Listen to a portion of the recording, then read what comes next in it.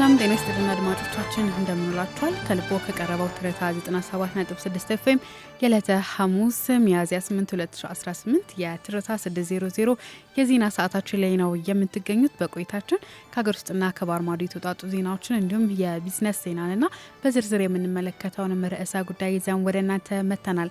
አብሮነታችሁ እንዳይለየን በአክብሮት እየጋበዝን የዛሬውን የትርታ 600 የዜና ሰዓት እየመራው እኔ በፍቅር ግዛችሁ አብሬያችሁ ቆይታ ሳደርግ ተራይ ጉዳዮችን በማስቀደም እንጀምራለን።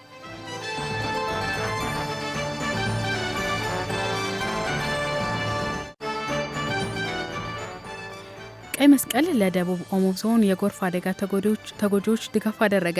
የኢትዮጵያ ቀይ መስቀል ማህበር በደቡብ ኦሞ ዞን በማሌ ወረዳ ጉዶ ቀበሌ ሰሞኑን የጣለው ዝናብ ተከትሎ በደረሰው የጎርፍ አደጋ ከቤት ንብረታቸው ለተፈናቀሉ ወገኖች አስቸኳይ የመጀመሪያ ዙር ድጋፍ አድርጓል። የዞኑ የቀይ መስቀል ማስተባበሪያ ጽህፈት ቤት አሻጋሪ የቦርድ አባላት፣ የማስተባበሪያው አመራሮችና የዞኑና የወረዳው መንግስት የስራ ኃላፊዎች የአደጋውን የጉዳት መጠን ተዘዋውረው በመመልከት ጉዳት ለደረሰባቸው ወገኖች ምግብ ነክና ምግብ ነክ ያልሆኑ ቁሳቁሶች እንዲሁም የሌሊት አልባሳትን ድጋፍ አድርገዋል። በአደጋው 470 የቤተሰብ አባላት የተፈናቀሉ ሲሆን 324 ሄክታር ሰብል መውደሙንና በርካታ ቁጥር ያላቸው የእህል ኮተራዎች በጎርፍ መወሰዳቸውን የወረዳው ዋና አስተዳደር አቶ አልጋጋ ባልኒሴ ገልጸዋል። ለተጎጂዎቹ ለተደረገው ድጋፍ የኢትዮጵያ ቀይ መስቀል ማህበርንም አመስግነዋል። የደቡብ ኦሞ ዞን ቀይ መስቀል ማስተባበሪያ ጽህፈት ቤት አሸጋጋሪ ቦርድ ሰብሳቢና የዞኑ ዋና አስተዳዳሪ አቶ ማዕከል ማሊኮ ባስተላለፉት መልእክት ህብረተሰቡ በዚህ አስቸጋሪ ወቅት እርስ በርስ መተጋገዝና መረዳዳት እንዳለበት ገልጸው የአደጋው ሰለባዎችን በዘላቂነት ለማቋቋም ከሚመለከታቸው አካላት ጋር በጥምረት እንደሚሰራ አረጋግጠዋል። የደቡብ ኦሞ ዞን ቀይ መስቀል ማስተባበሪያ ጽህፈት ቤት ኃላፊ አቶ ኘኩማ አስራት በበኩላቸው በደረሰው ጉዳት ማዘናቸውን ገልጸው በተደረገው ድጋፍ ለ68 አባወራዎች የሚደርስ የመጀመሪያ ዙር ድጋፍ የተሰጠ ሲሆን በቀጣይ በተደራጀ መልኩ የሚመለከታቸውን በማስተባበር ድጋፍ እንደሚቀጥል ገልጸዋል። በጉዳቱ ቁጥር በውል ያልታወቀ የቤት እንስሳት በጎርፍ የተወሰዱ ሲሆን ይህ መረጃ እስከተጠናከረበት ድረስ የሰው ህይወት እንዳልጠፋ ማረጋገጥ መቻሉን ቀይ መስቀል አስታውቋል።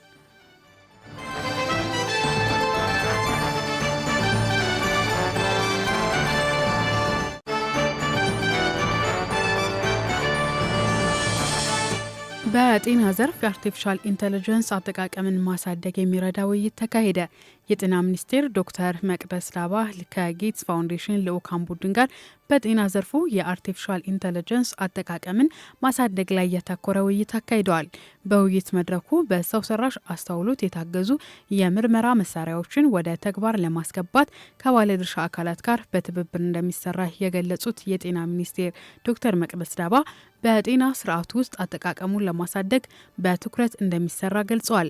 ጤና ሚኒስቴር በመላ ሀገሪቱ የጤና አጠባበቅ አገልግሎቶችን ለማሻሻል በሚደረገው ቀጣይ ጥረት በጤናው ዘርፍ የአርቲፊሻል ኢንተለጀንስ አጠቃቀምን ለማሳደግ የአጋር ድርጅቶችና ሁሉም ባለድርሻ አካላት ድጋፍ ተጠናክሮ እንዲቀጥል መጠየቁን ከሚኒስቴሩ ያገኘነው መረጃ ያመላክታል።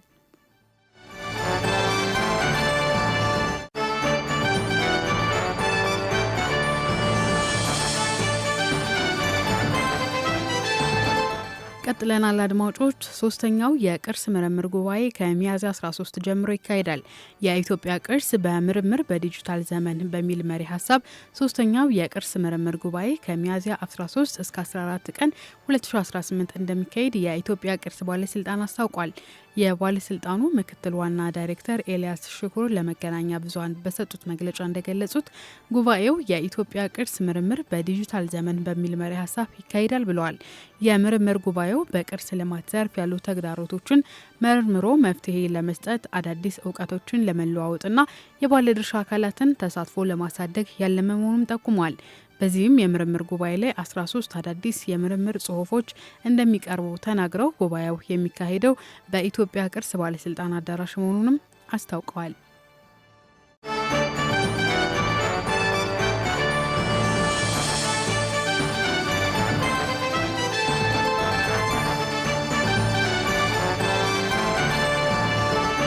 አድማጮች አብራችሁን ስላላችሁ ምስጋናችን ከልብ ነው። አሁን ደግሞ ሰዓቱ በዝርዝር የምንመለከተውን ዜናውን እናንተ የምናደርስበት ነው።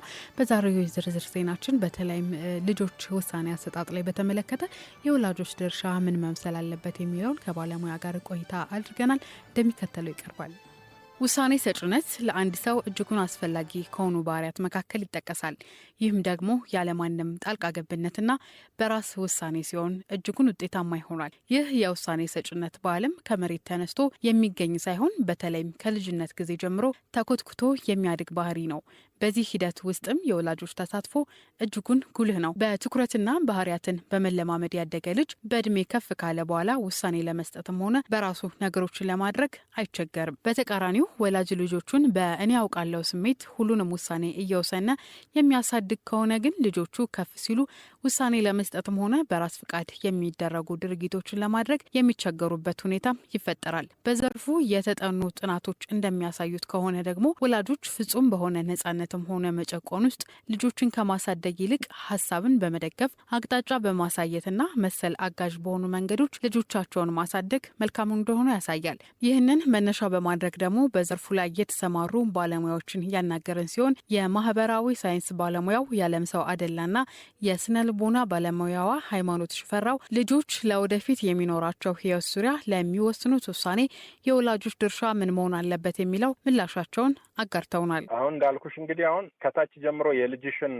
ፍላጎት መረዳት የምትችይበት እድል ፈጥረሽ ከመጣሽ አይ ቲንክ አስቸጋሪ አይመስለኝም። ልጅን ከታች ጀምሮ ፍላጎቱን ማንበብ የሚችለው እኔ ብዬ የማምነው በዋነኛነት ወላጅ ነው። ለምሳሌ ሙዚቀኛ መሆን እየፈለገ አንድ ህጻን ልጅ ላይ ስንደርስ ግዴለህም ብለን በሌላ አስተሳሰብ ወደ ሌላ ብንገፋው ለመኖር ሊጠቅመው ይችላል። ነገር ግን በተጨባጭ ግን የልጁን ፍላጎት መተግበር አለመቻሉ እንደ ሀገር ሉዝ እናረጋለን ብዙ ነገር። የወላጅ ሚና ምን መሆን አለበት እዚህ ላይ አብዛኞቻችን በእኛ ሀገር ሁኔታ ወላጅ በብዛት ተጽዕኖ ያደርሳል። ምክንያቱም ከሚያያቸው ነገሮች በእድሜ ኖሮ ካያቸው እውነታዎች አንጻር ልጆች ምንም ያህል ፍላጎት ቢኖራቸው ለምሳሌ ብድግ ብሎ እኔ አስትሮኖት ነው መሆን የምፈልገው በእኛ ሀገር ሁኔታ ብዙ ወላጅ ከልምዱ ተነስቶ ይህን እውቀት ጥሩ ነው ግን ነገ ከነገ ወዲያ ኢትዮጵያ ውስጥ የምትሰራበት ሁኔታ የለም፣ ድሉ የለም። ስለዚህ እድሜን ጊዜም ማባከን ነው የሚሆነው። ውጭ ሀገር ሊኖር ይችላል። ውጭ ሀገር ደግሞ ያንተ አይደለም። እሱ በእድል የምትገኝ ትንሽ እድል ናት። እዛ ከሄድ ካሁን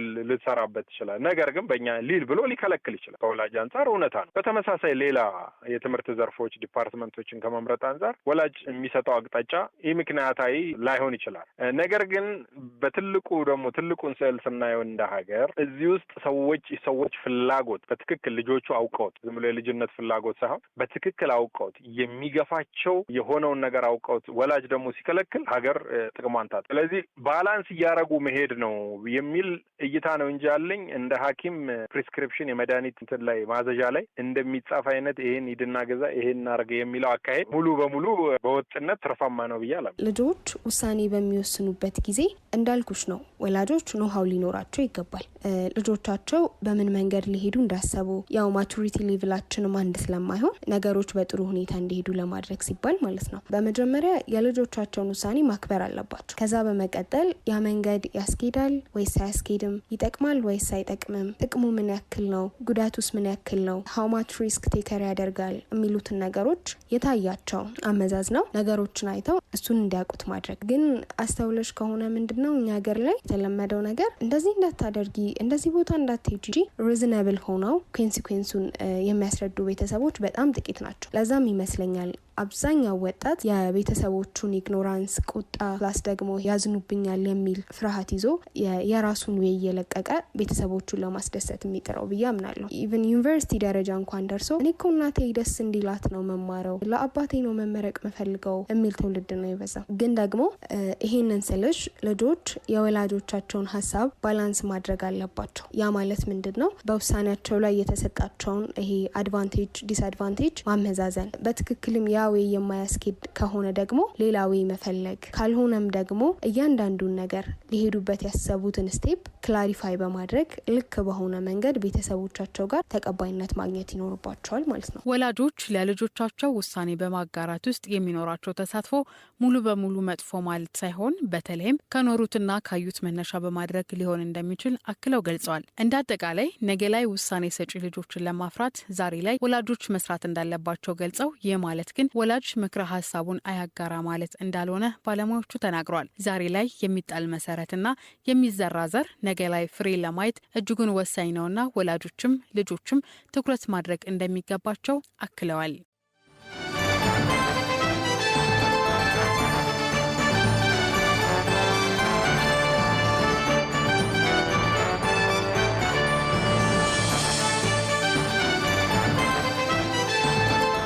አድማጮች አብራችሁን ስላላችሁ ምስጋናችን ከልብ ነው። ቀደም ሲል በዝርዝር የተመለከትነውን ዜና ተከታትለን ነው ተመልሰን የተገናኘ ነው። አብሮነታችሁ አይለየን። አሁን ደግሞ ወደ ውጭ ዜናዎች እናልፋለን። የታንዛኒያ ይግባኝ ሰሚ ፍርድ ቤት በዋናው ተቃዋሚ ፓርቲ ላይ ተጥሎ የነበረውን እገዳ ነሳ።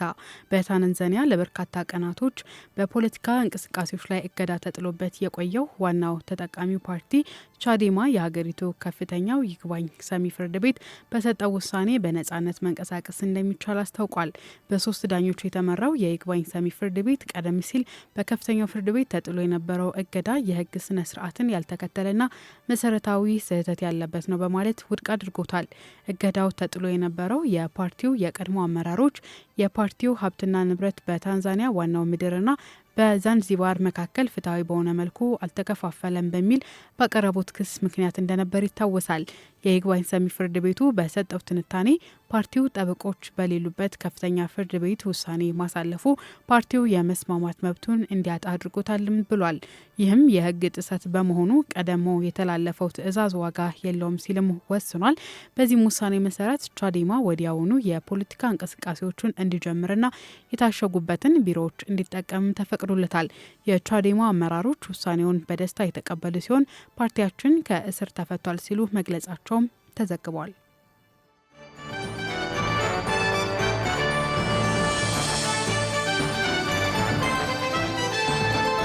የዩክሬኑ ፕሬዚዳንት ዜሌንስኪ በጀርመንና ኖርዌይ ያደረጉትን ጉብኝት አጠናቀው ጣሊያን ገቡ።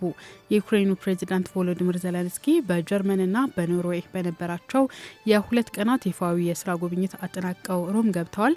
ፕሬዚዳንቱ ጣሊያን የገቡት ረቡዕ ዕለት መሆኑን የፕሬዚዳንቱ ቃል አቀባይ ሰርሂ ኒክፎሮቭ ገልጸዋል። ዜሌንስኪ ሮም እንደደረሱም ከጣሊያን ጠቅላይ ሚኒስትር ጆርጂያ ሜሎኒ ጋር የተገናኙ ሲሆን ከሀገሪቱ ፕሬዚዳንት ሰርጂቭ ማታሪላ ጋርም ውይይት እንደሚያደርጉም ይጠበቃል። ፕሬዚዳንቱ ወደ ጣሊያን ከመጓዛቸው በፊት በኦስሎ ከኖርዌይ አልጋ ወራሽ ልዑል ሃኮንና ከፓርላማ አፈ ጉባኤ መስዑድ ጋራኪኒ ጋር ውይይትም አድርገዋል። በኖርዌይ ቆይታቸውም ከጠቅላይ ሚኒስትር ዮናስ ጋር ስቶር ጋር በመሆን የመከላከያና የደህንነት ትብብር ስምምነትም ተፈራርመዋል። በተመሳሳይ ዜሌንስኪ በጀርመን በነበራቸው ቆይታ ከቻንስለር ኦላፍ ሾልዝ ጋር የተወያዩ ሲሆን ጀርመንም ለዩክሬን ተጨማሪ ወታደራዊ ድጋፍ እንደምታደርግ ቃል ገብታለች። የፕሬዚዳንቱ የአውሮፓ ጉብኝት ዋና ዓላማ የሩሲያን ወረራ ለመመከት የሚያስችል ተጨማሪ ወታደራዊና የገንዘብ ድጋፍ ለማሰባሰብ እንደሆነም ተነግሯል።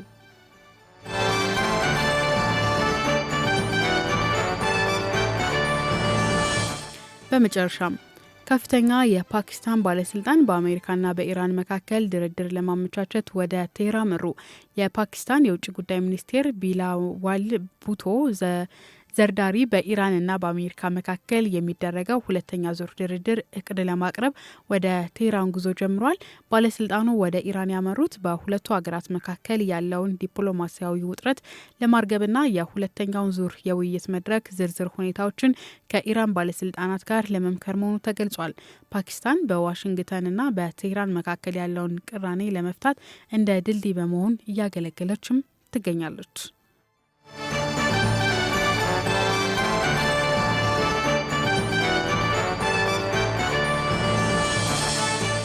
ከልቦ የቀረበውን ትርታ 97.6 ኤፍኤም ነው እያደመጣችሁ የምትገኙት። አድማጮች አብራችሁን ስላላችሁ እጅግ አድርገን እናመሰግናለን። አሁን ደግሞ ሰዓቱ የቢዝነስ ዜናዎችን ወደ እናንተ የምናደርስበት ነው።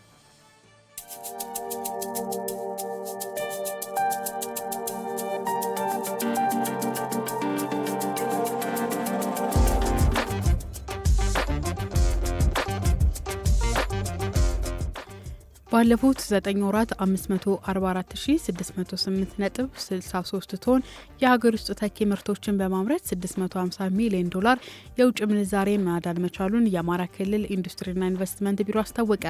የቢሮ ኃላፊ አቶ እንድሪስ አብዱል ለኢትዮጵያ ፕሬስ ድርጅት እንደገለጹት ክልሉ የኢንዱስትሪዎችን የማምረት አቅም በማሳደግና ተኪ ምርቶችን በስፋት በማምረት የውጭ ምንዛሬን ለማዳን በትኩረት እየሰራ ይገኛል ብለዋል።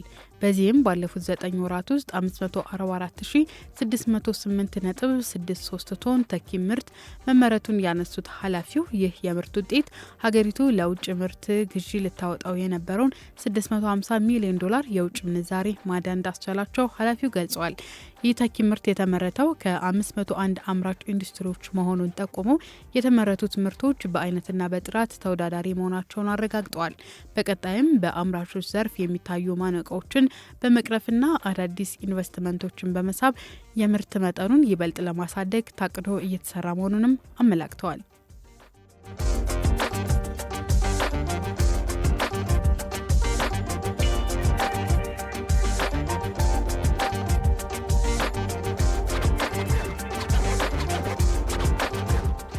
የዓለም አቀፉ የገንዘብ ድርጅት IMF ከውጭ የሚገኘውን እርዳታ መቀነስና በመካከለኛው ምስራቅ የተቀሰቀሰውን ጦርነት በአፍሪካ ኢኮኖሚ ላይ ከፍተኛ ጫና እያሳደሩ መሆኑን አስጠነቀቀ።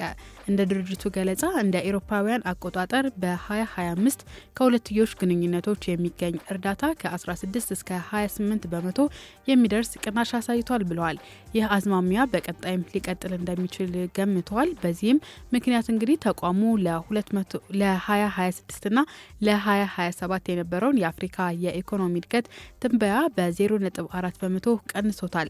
በተመሳሳይ በሰሃራ በታች ባሉ የአፍሪካ ሀገራት ያለው አማካኝ የዋጋ ግሽበት እንደ አውሮፓውያን አቆጣጠር በ2025 ከነበረበት 3.4 በመቶ በ2026 ወደ 5 በመቶ ከፍ ይላል ተብሎ ይጠበቃል።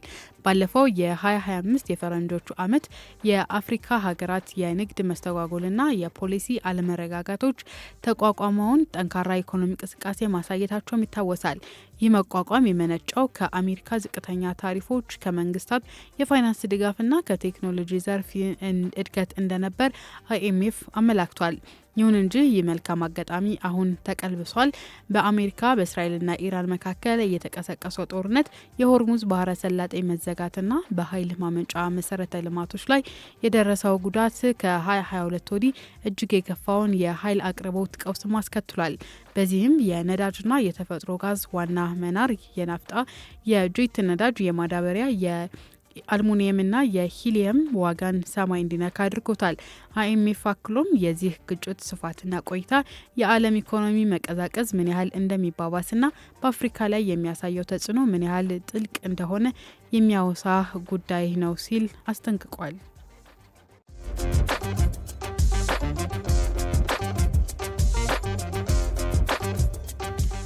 አድማጮች፣ የቢዝነስ ዜናዎቻችን እነዚህን ይመስሉ ነበር።